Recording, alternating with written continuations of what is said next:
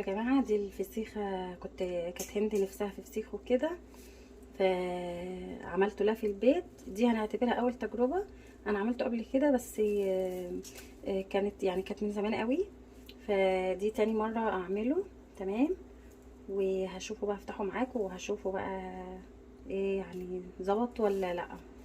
تمام. لان احنا بقالنا كتير قوي ما اكلناش فسيخ، بحكم طبعا ان احنا هنا في كوريا فمش بننزل كتير، خاصه الولاد وكده. والهند عندي بتحبه قوي، بتفرج بقى على النت كتير وبتشوف الناس وهي بتاكله، فقالت لي ماما اتصرفي انا عايزه فسيخ. فقلت خلاص بقى ايه، والله اللي عاملاه في البيت يا رب بقى ايه يكون النتيجه مرضيه ان شاء الله. الفسيخ دي سمكه يعني زي متخلله كده، هي حاجه حلوه يعني.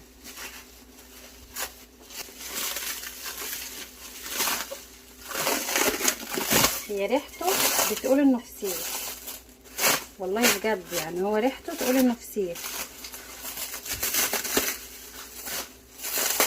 بس انا لفه عليه ستريتش كتير وكده علشان خاطر ايه، سمعت ان هو لازم ان هو يتكمل يعني جامد، يتلف كتير علشان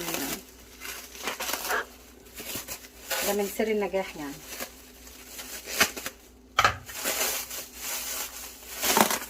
طبعا هعمله بقى وبعدين هرجع لكم تاني لان الموضوع شكله هيطول قوي. كميه الاستريتش رهيبه كتيره قوي.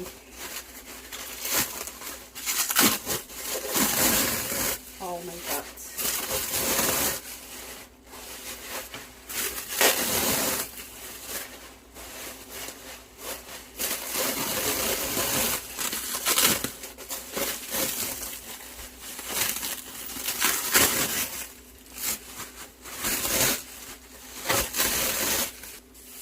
عذاب يا جماعه على مفكات الاسترتش، بجد عذاب.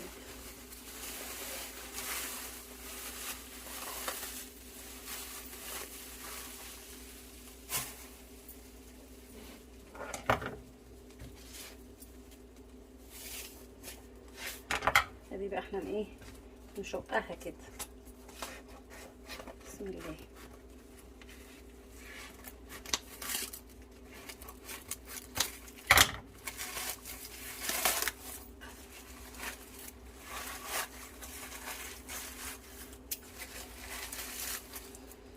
وحياة ربنا الريحه ريحه فسيخ بجد، ريحته حلوه قوي. اعتقد كده هيكون ان شاء الله هتكون نتيجه يعني ناجحه 100% ان شاء الله باذن الله، لان باينه من ريحتها يعني، اللي هو مفيش ريحه عفونه بقى ولا اي حاجه، اللي هي ريحه فسيخ بجد. بصوا سمكيه كبيره ازاي، واو والله العظيم فظيعه. تشمي يا هند، ريحتها حلوه قوي. ايه هند مش حابه انها تشم دلوقتي. بصوا شوفوا الفسيخه، هنغسلها بقى ونشوف. احنا هنا بنغسلها كده ايه، بننزل بقى كل اللي فيها كده، كل القشر بتاعها بيطلع وبيجي بكل سهوله.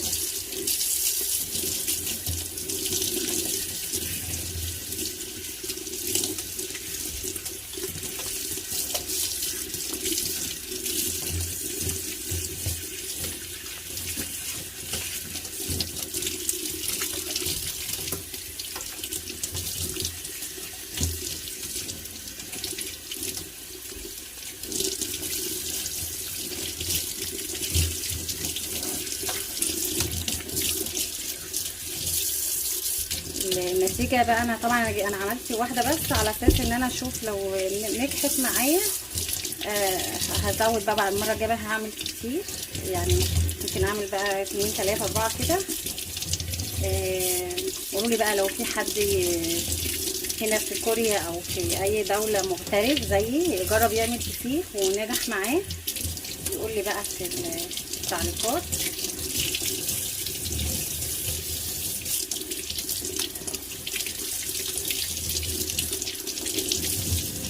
اعتقد كده هتبقى. نغسل بقى نغسلها شويه كده عشان لسه بتجيب اللي بينزل ده الميه بتاعتها، ده فلفل احمر وكركم. تمام. بصوا حتى بعد ما غسلتها كده اضطرت معايا، كانت جامده شويه. بصوا هو ريحته مبينه عليه. هنشيل بقى الزعالف ديت، الحاجات اللي موجوده فيها.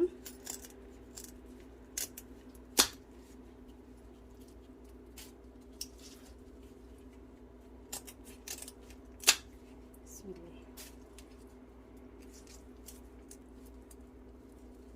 طب هننضف بقى ده ونرجع لكم تاني. بصوا بقى ده بعد ما كده ما نضفتها تمام، عشان بس الناس اللي هي بتعرف او كده او ما تعرفوش يعني، حفاظا على مشاعركم يعني. بصوا الفسيخه انا لسه طبعا بصوا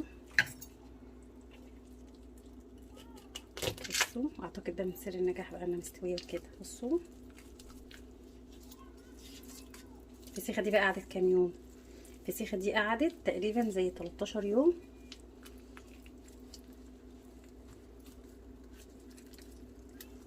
احنا طبعا في الربيع وكده، ف اعتقد في الشتاء بتقعد اكتر من كده يعني. في الشتاء يمكن انا كنت عاملاه اول مره كان في البرد، كان هنا في تلج في كوريا، فقعدته زي 22 يوم او 25 يوم، كان في الرينج ده.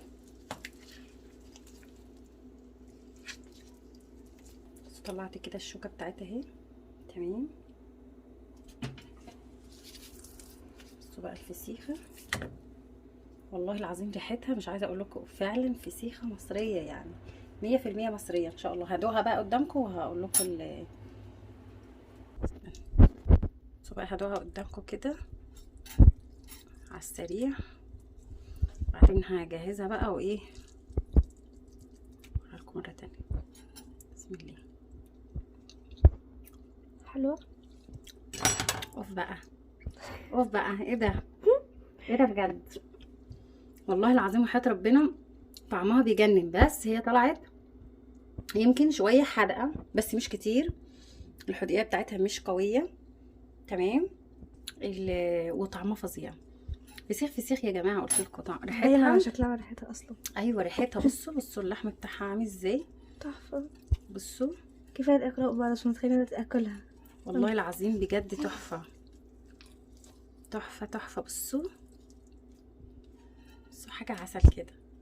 نحط بقى عليها ليمون ونفصصها كده ونقطعها ونحطها في طبق ونحط لكم عليها ليمون بقى ونشوف تمام. استنوني بقى ما تروحوش في حته لما نشوف موضوع الفسيخ ده. قلت بقى ايه ارجع لكم افصصها قدامكم كده عشان تشوفوا. بصوا لحمها، بصوا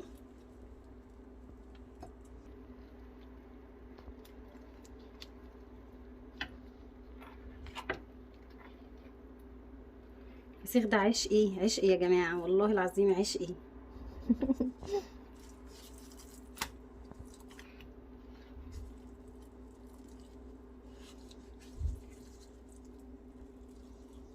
انا والفسيخ قصه حب عمرها ما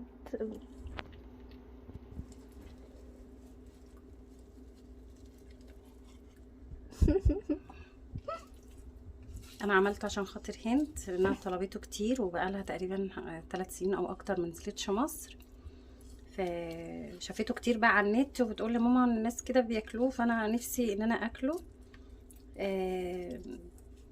فلازم تتصرفي لي يعني. فصعب طبعا ان احنا نوصي عليه ويجي من مصر عشان انتوا عارفين بقى الريحه وكده، فمش هينفع. قلت خلاص اعمله لها. بصوا والله ما توقعت انه يطلع كده.